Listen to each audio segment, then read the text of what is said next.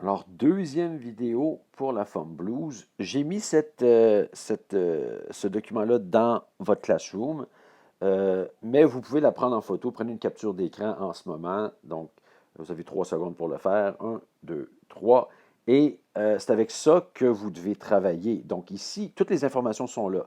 OK? Mesure 1, j'ai cet accord-là. Mesure 2, j'ai cet accord-là. Mesure 3, voyons, j'ai cet accord-là, etc. OK? Donc, là, évidemment, moi, je connais ma forme par cœur. Parce que ça fait longtemps que je fais de la musique et c'est ça que j'ai appris au cégep et à l'université. Vous, OK, ce que je ferais, c'est que je l'écrirais sur une feuille à part. Donc, C, F, C, C, à ma mesure. Là, je suis rendu à la deuxième ligne en bas. Mesure 5, F, F, C, C. Ensuite, mesure 9, G, F, G. Mesure 10, F. Mesure 11, C. Et mesure 12, C. Donc, vous retournez, une fois que c'est écrit, OK, vous retournez dans votre GarageBand, on va ouvrir mon morceau, et la deuxième chose qu'on enregistre, traditionnellement, ben, c'est quoi? C'est une basse. Donc, n'oubliez pas, ça va changer la batterie. La basse, par exemple, je vais aller la chercher. Je vais aller dans mes basses. Voyons, un peu loin. OK. Dans mes basses, je vais faire le Smart Bass. Le Smart Bass est ici. Ah, comment ça, j'ai plus 12 mesures ici? Bizarrement. OK, c'est juste qu'il est en zoom. Bon, parfait. Je reviens à ma basse ici. Je vais utiliser une basse pas trop compliquée. Je vous donne un exemple de quelque chose qui pourrait être assez compliqué. Ça, trop de notes. OK? Il y a beaucoup de notes. Je vais opter pour quelque chose de plus simple. Ça, moins de notes, parfait. OK? Là, je vais vite. J'aurais pu choisir n'importe quel autre instrument. Et quand je suis prêt, ben, je vais enregistrer la forme qui est écrite sur votre feuille.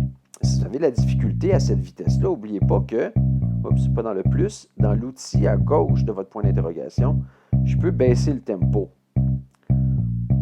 Ça va vous donner un peu plus de temps. 90 ou 80, on va le mettre à 80, c'est une bonne vitesse, 80. Quand je suis prêt, 1, 2, 3, C, F, C, encore C, on ne touche à rien. On va aller à F. On reste sur F encore. Et on va revenir sur C. On reste sur C. On va aller à G. F, 3, 4. F, C, excusez. 1, 2, 3, 4. 1, 2, 3, 4. Stop!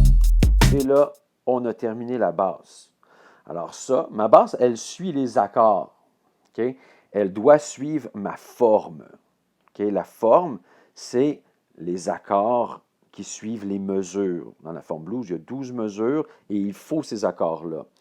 D'ailleurs, toutes les blues qu'on entend, okay, en grande généralité, suivent ces accords-là, suivent cette séquence d'accords-là. Donc, une fois qu'on a réussi à faire la basse, ben, on va aller dans mes instruments. On a rajouté un instrument à l'aide du plus en bas à gauche. OK? Et je vais rajouter, je pourrais rajouter une guitare si je veux, mais moi j'aime bien le piano. Je vais aller à piano, je vais faire le Smart Piano.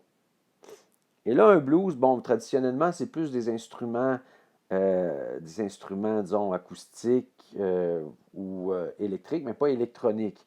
Donc, c'est ça que je vais utiliser. Dans mes claviers, OK, bon, ben, je vais aller dans mes keyboards. J'aurais pu aller dans mes synths classiques, mais comme je viens de le dire, OK, par tradition, le blues est plus joué par des instruments rock ou euh, électriques. Donc, c'est vous qui choisissez.